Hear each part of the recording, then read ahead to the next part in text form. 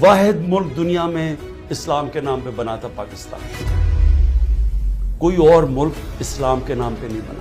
ہماری بنیاد ہی رکھی گئی تھی اسلام پہ، اور ہمارے جو فاؤنڈنگ فادرز تھے انہوں نے ہماری جو قرارداد مقاصد کے اندر انہوں نے کہا تھا کہ ہم ہوں گے اسلامی فلاحی ریاست جو کہ مدینہ کے طرز پہ چلے گی.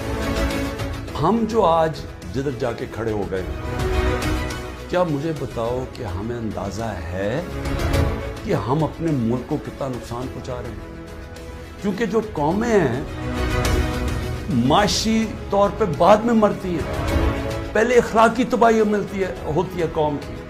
پہلے جب ایک قوم امر بالمعروف سے ہٹتی ہے تو ادھر سے اس کی تباہی شروع ہوتی ہے.